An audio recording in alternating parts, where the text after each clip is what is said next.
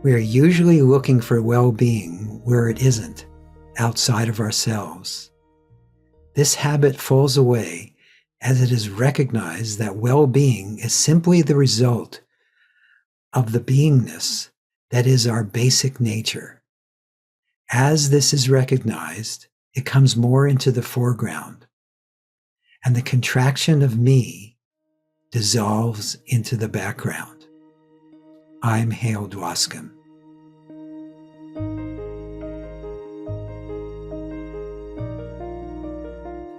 Welcome to Letting Go and the Greatest Secret, where we explore the end of your suffering and the beginning of lasting happiness. I'm Hale Dwoskin. Normally, a featured guest joins me for a conversation to share insights into living a life of deep joy and unshakable peace. Every now and then, it's just you and me, and today is one of those episodes.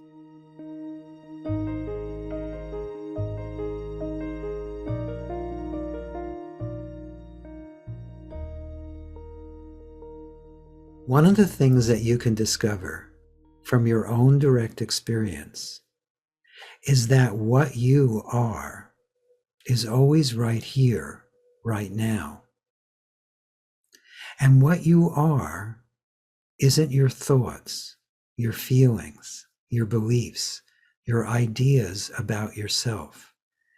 It isn't even your sense of being a person, a me. What you are is the beingness that gives life to that sense of me, that gives life to all experience. And this beingness is always right here, right now, beyond and at the heart of and the source of all that's experienced. And this beingness that we are is actually the source of well-being. It's even in the name. That feeling of being well that we often attribute to things that we do or don't do, have or don't have, things that we experience, has absolutely nothing to do with what we think it does. It is just beingness being itself. And the reason we get confused is that when we work out, for instance, the body-mind goes into a state of relaxation and openness. There are different chemicals that get released in our brain.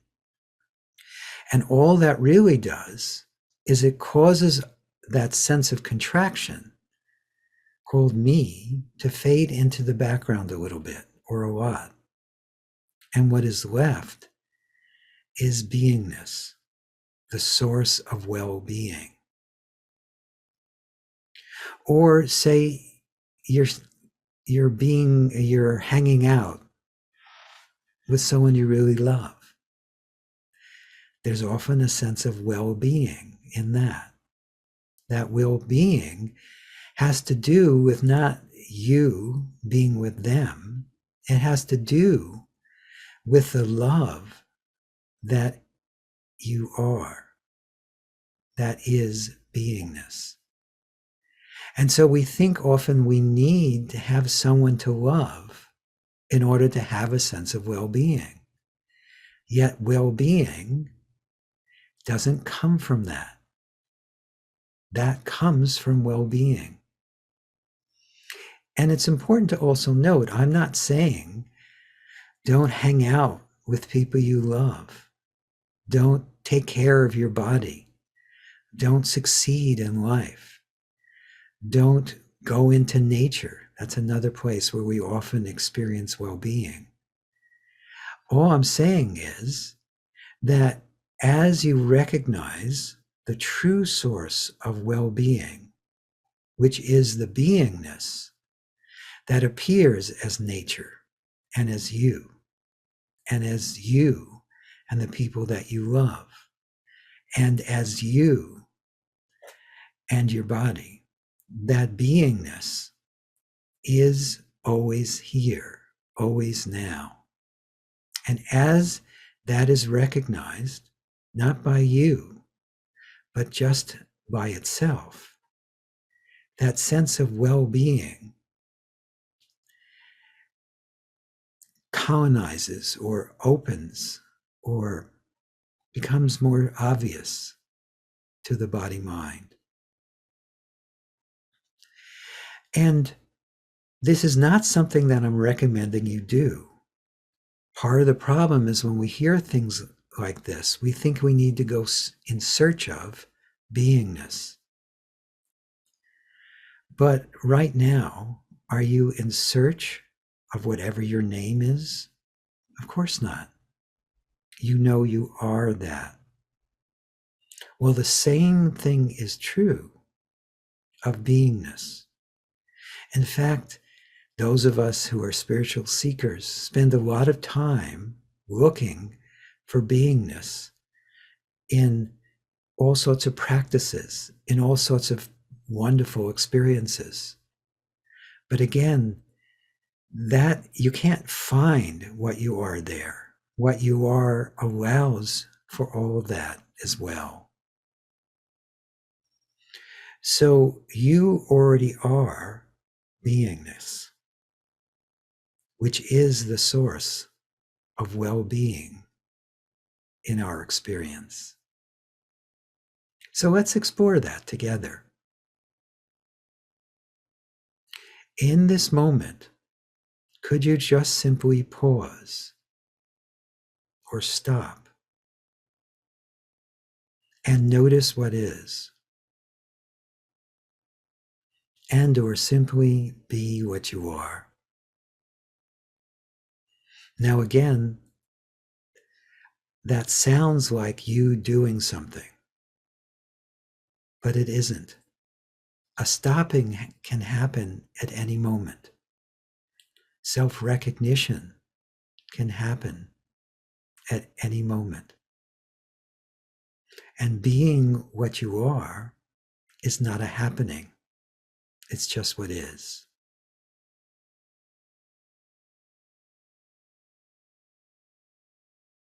And also notice how there is an awareness that arises in beingness.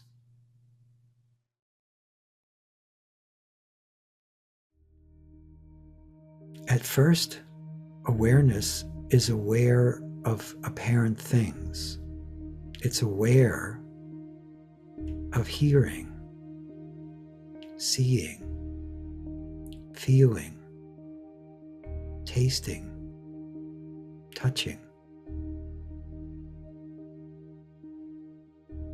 And we assume from that I'm hearing, I'm tasting, I'm feeling, I'm touching. But the I am part is unnecessary. Hearing, feeling, tasting, touching are just beingness, expressing itself as itself.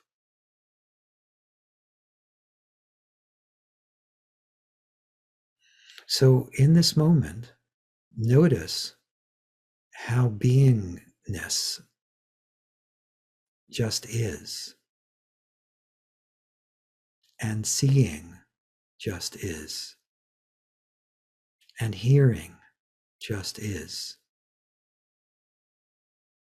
and feeling just is, and tasting just is.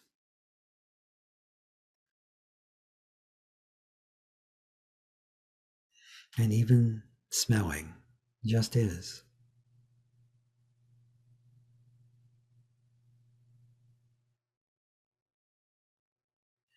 All is just beingness appearing as all that appears.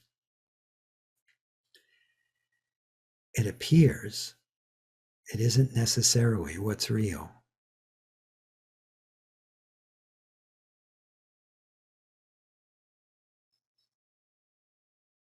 And then notice how that beingness is just simply what is, whether it's noticed or not. Sometimes the mind finds this a little frustrating. It thinks it needs to see or taste or touch beingness. But that beingness that we are is both nothing and everything. Yet at the same time, boundless, formless, dimensionless, spaceless.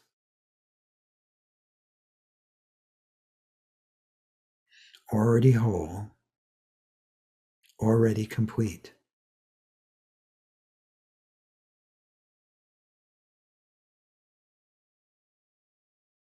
And all objects, including the object called the body-mind, including the objects that make up the world,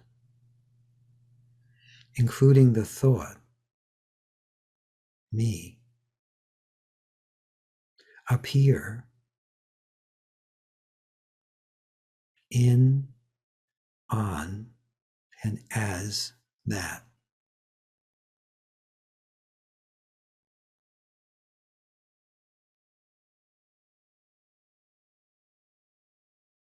And notice too that there is nowhere you need to go and nothing you need to do in order to be what you already are.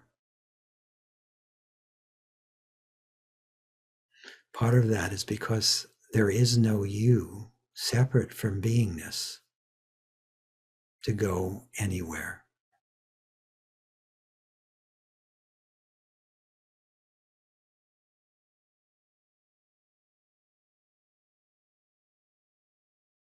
And then also allow yourself to notice that in the recognition of beingness, and again, that's not a doingness, it's just being.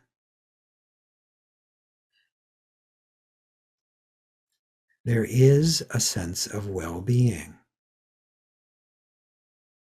that is uncaused, that is not confined to or centered in the body, yet it fills the body.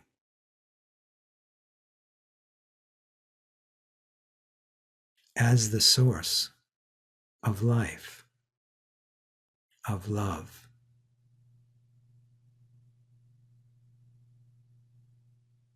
Of all that is.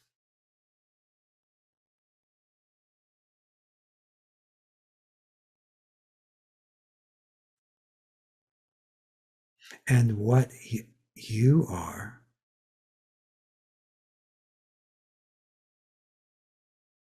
is already that. Out of time, out of space, eternally now.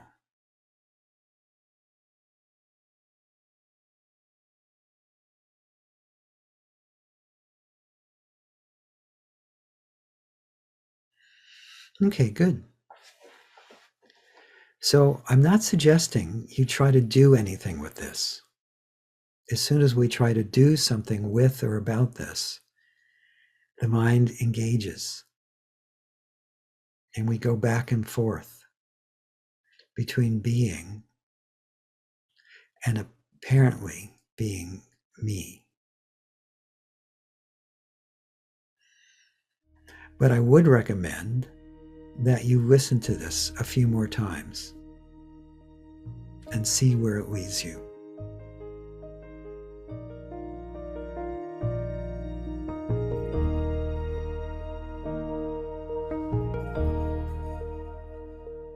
I hope you enjoyed our time together.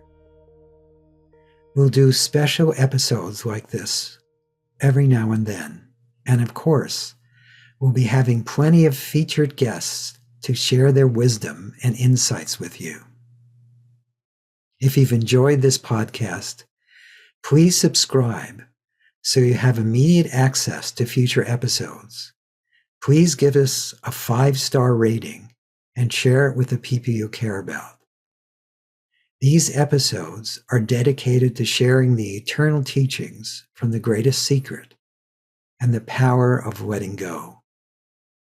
If you'd like to learn more about my work, Lester Levinson's work, and the Sedona method, please visit www.sedona.com. As you explore our site, you learn the key to lasting happiness, success, peace, and emotional well-being. We have books, courses, events, and plenty of free material to explore. Again, go to sedona.com. That's sedona.com. Thank you for being here, and we'll catch you on the next episode of Letting Go and the Greatest Secret.